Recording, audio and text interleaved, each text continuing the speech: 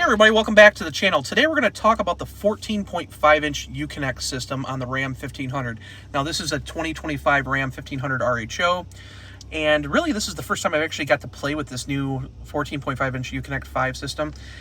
And really, a lot of people are saying like this is a great setup, it's a bigger screen.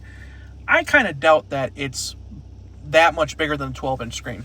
So we know it's a 14.5-inch screen, but my wife was nice enough to let me borrow her fabric measuring tape for her crafts, and I figured I'd come out here and we're going to actually check this out.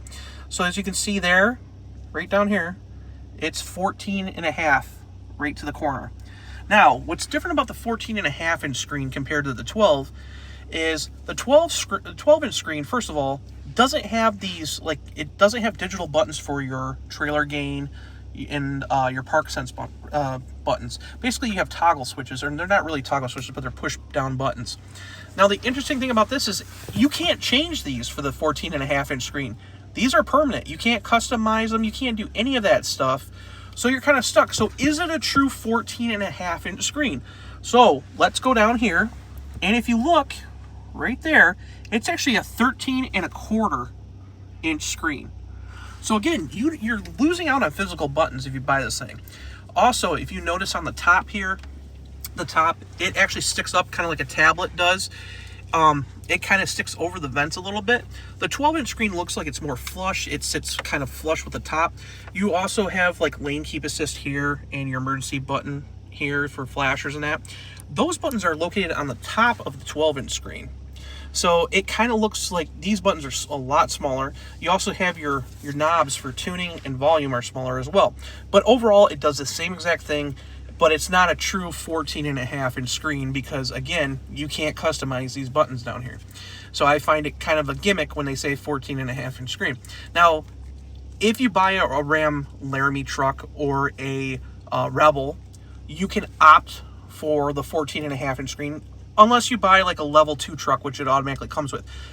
But if you decide to keep the price down and you really want this screen, is it really worth it? No, it's not. Because honestly, they say that this screen's quicker than the 12-inch screen. I don't think it is. If you look here, it still has lag. Which is weird because, like, for example, I drove a newer Chevy Silverado the other day. And the weird thing was, there was no delay.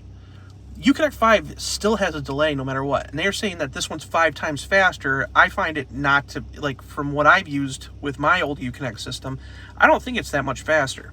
So you still have a delay. If we click on stuff, you can see it's still kind of slow. It still stutters a little bit, but it's pretty much the same as the 12-inch screen. So again, if you really want to save money, you don't have to have the 14.5-inch screen. I think it's just a gimmick, to be honest with you. Now, it does come with, like I said, certain packages, a level 2 package with the Rebel and Laramie.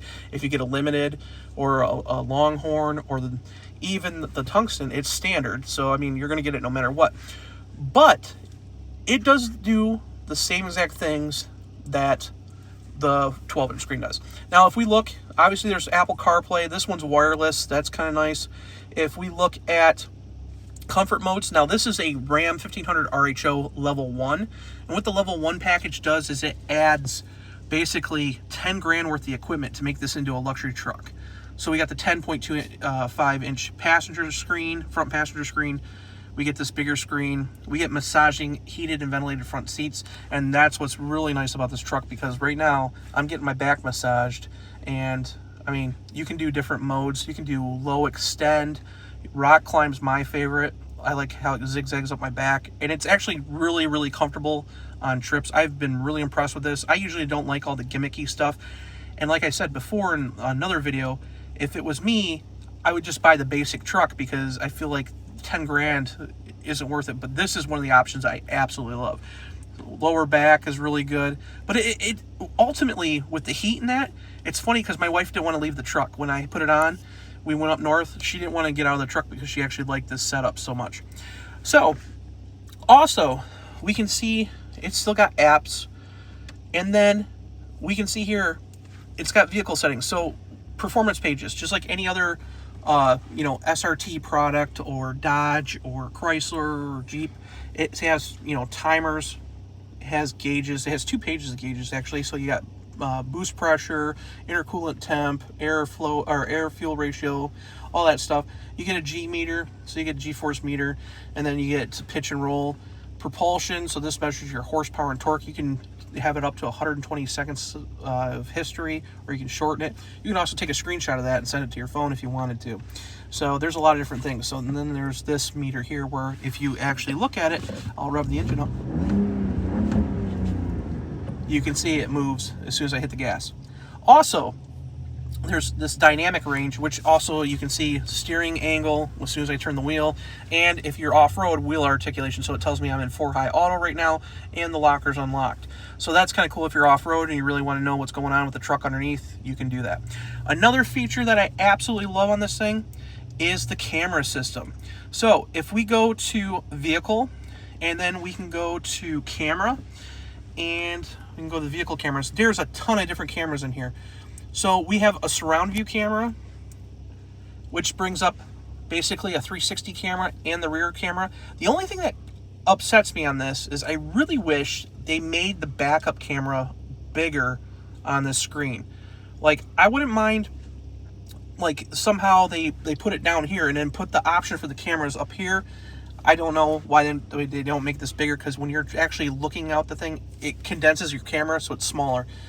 You do have this rear cross path wide angle, which is nice. You have a front cross path, which is really nice because if you're one of those people who really have a hard time finding out parking blocks and stuff, this is a really good angle. Again, 360 cam, front view. This is your rear tailgate handle camera, and then this is your trail cam. So if you're off-road and you're going down a trail, you can see your tires, what kind of route you're gonna take, depending on what obstacles are in front. Now you might see this one right here.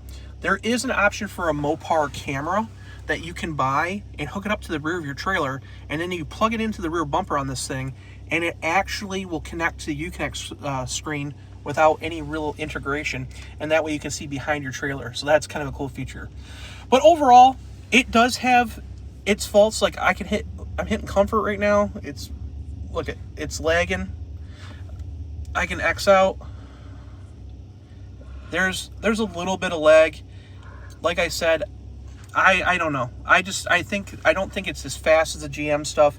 I think it could be done a little bit better, but nonetheless, this is by far the best infotainment system in the marketplace.